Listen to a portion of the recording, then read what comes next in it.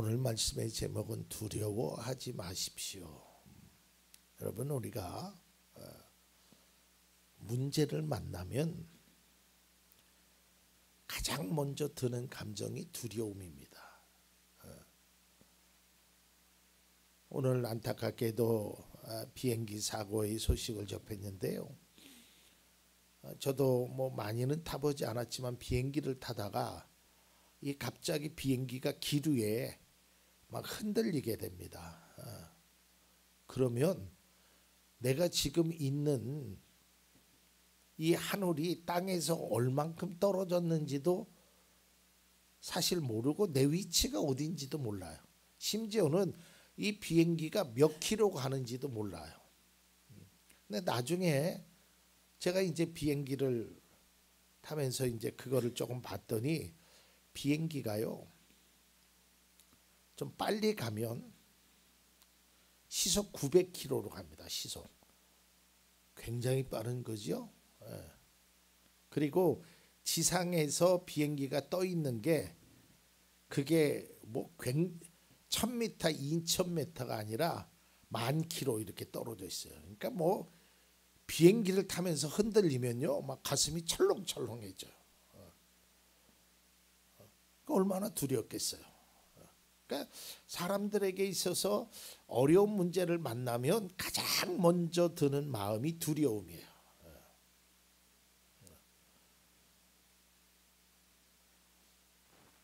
얼마 전에 한 모녀가 대화하는 거를 들었습니다.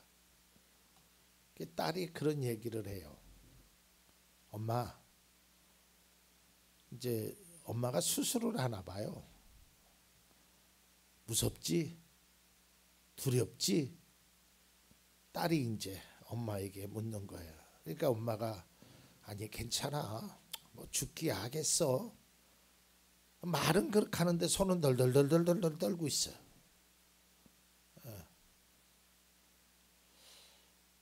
뭐 저는 수술실이라는 거를 들어가 보지는 않았지만 들어가시는 분들이 아마도 느끼는 감정 중에 하나가 내가 저기서 못 나오면 어떻게 할까, 이런 두려움이 있었을 거란 말이죠. 그 바깥에서 기다리고 있는 저도 굉장히 두려워요.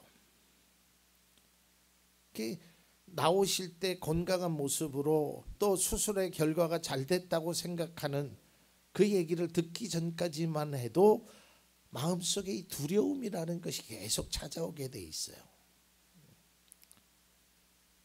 자, 오늘 말씀을 통해서 우리가 한번 생각해야 될 것은 이 본문의 내용을 우리가 간단하게 생각하면 하나님은 왜 그러셨을까라는 것이 이스라엘 백성들이 가진 생각이에요. 왜냐하면 여러분, 사람이요, 아무리 이집트 군대가 쫓아오지 않는다고 하더라도 그 많은 사람을 그곳으로 인도하는 건 참 바보 같은 짓이에요. 어디로 인도했냐면 바로 홍해바다 앞에 다 머물러 있으라 그래요. 그러면 앞으로는 한 발자국도 못 나가요. 그렇죠? 헤엄쳐서 그걸 건너갈 수 있는 건 아니니까. 그러면 막다른 골목에 하나님이 그리로 인도하셔요. 모세를 통해서. 오늘 성경을 보면 아니, 하나님께서 빠른 길도 놔두시고 40일이나 되는 길을 돌아가게 하신 것도 받아들이기 쉽지 않은데 왜 하나님은 모세를 통해서 이 홍해바다 앞에 진을 치라고 했을까? 그런데 그들의 예상했던 대로 애굽의 말발굽 소리가 들리기 시작하는 거예요. 그러니 얼마나 두렵겠어요. 근데 이 두려움은 꼭 따라오는 것이 있습니다. 그것은 원망이에요. 타인에 대한 원망도 있고 자신에 대한 원망도 있어요. 내가 왜 그랬을까? 또 타인에 대해서 그 사람 때문에 내가 지금 이렇게 고난을 당하는 게 억울한 생각도 든단 말이에요. 여러분, 오늘 성경에 보면 하나님께서 그리로 가라고 그러셨어요. 그러니까 이스라엘 백성들은 모세가 가라는 대로 그냥 갔던 거예요. 그랬는데 그 길로 갔더니 문제가 생겼어요. 도망갈 데가 없어요. 앞에는 홍해바다요, 뒤에는 이집트 군대들이 계속 추격해 오고 어디로 갈 데가 없어요. 도간에 든 쥐신세가 되었단 말이죠. 사실 이러한 상황이 되면 원망이 되죠. 그래서 그들이 이야기하잖아요. 4장 11절에 그들은 모세를 원망하며 말하였다. 이집트에는 묫자리가 없어서 우리를 이 광야에다가 끌어내어 죽이려는 것입니까? 우리를 이집트에서 끌어내어 여기서 이런 일을 당하게 하더니 왜 우리를 이렇게 만드십니까? 이런 원망이 안 되겠어요. 이런 걱정이 되겠죠.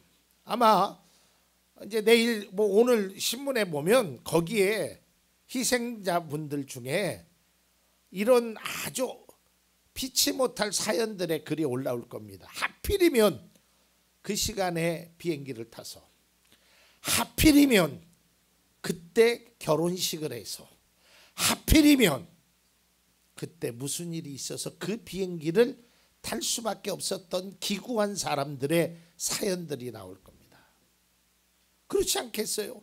그 비행기를 타지 않았으면 안 죽었을 거 아니에요. 좀 빨리 가려고, 좀 쉽게 가려고 했는데 오히려 아주 가버렸잖아요. 그러니까 이스라엘 백성도 마찬가지예요. 아니 우리가 묫자리가 없어서 죽을 데가 없어서 이 광야에서 죽게 하느냐 원망이 되죠.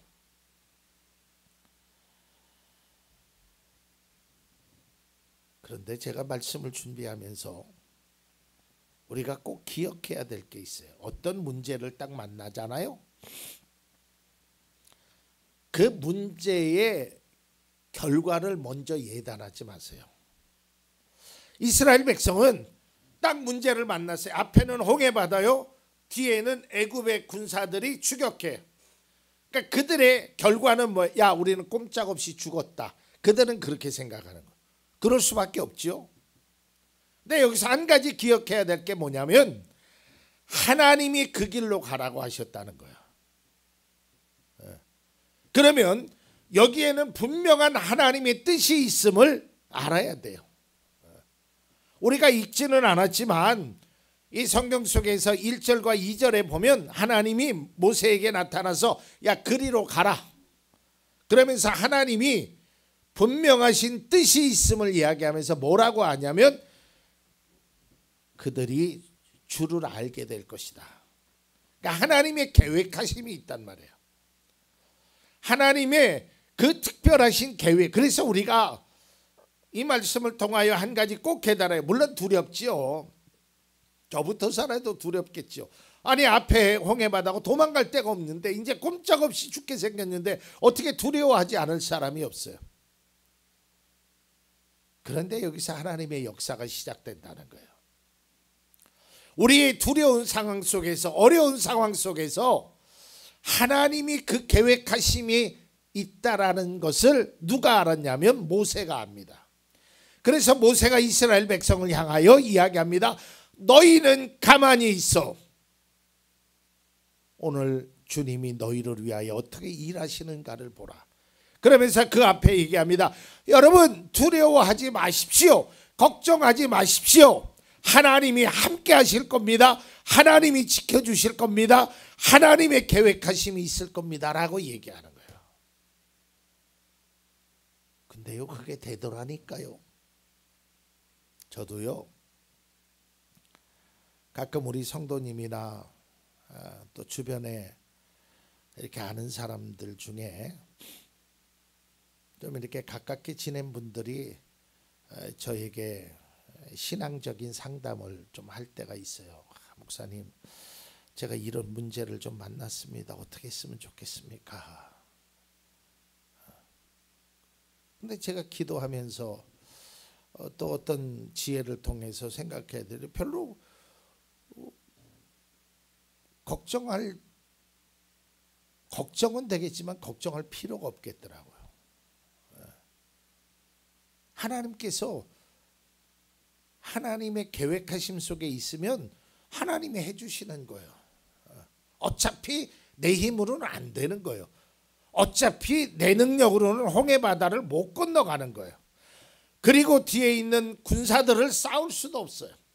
내가 할 수 있는 일은 아무것도 없더라고요.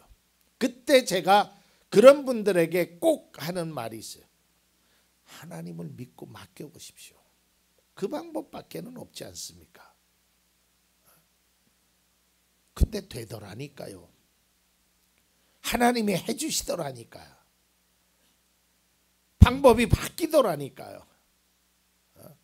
하나님의 계획하심은 야 너희들이 글로 가라 그랬어요. 왜 하필이면 막다른 골목으로 가라고 하셨을까? 하나님의 계획하심이 있어요. 근데 우리는 그 계획하심의 결과를 생각하지 못하고 현재 당해 있는 그 고난에 두려운 것은 있을 수 있지만 원망하고 좌절하고 거기에서 무너지면 안 된다는 소리예요.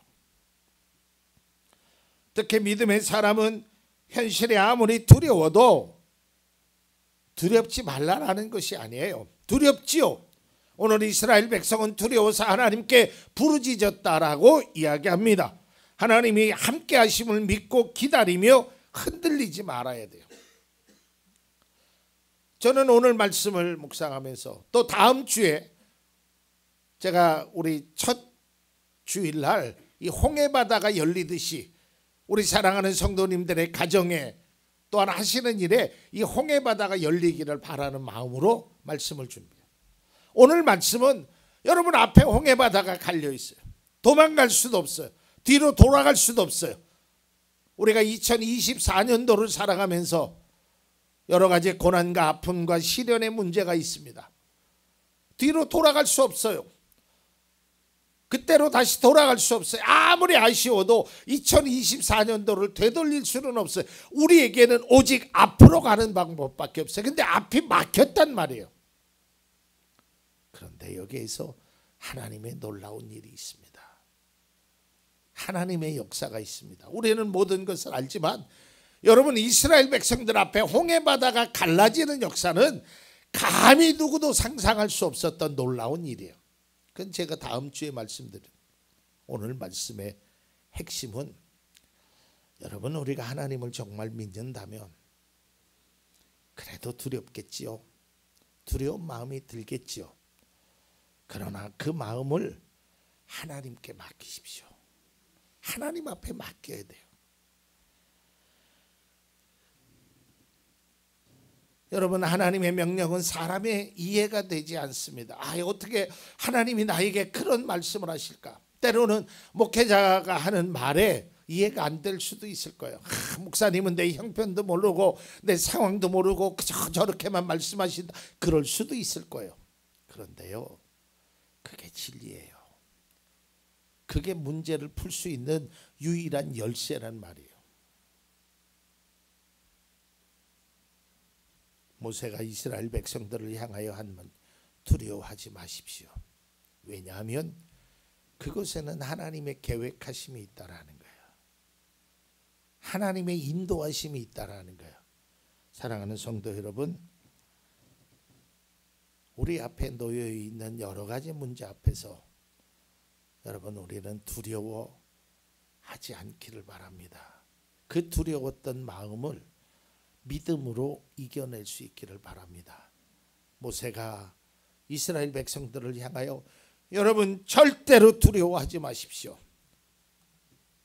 오늘 하나님께서 여러분들을 위하여 일하심을 보라라고 이야기합니다.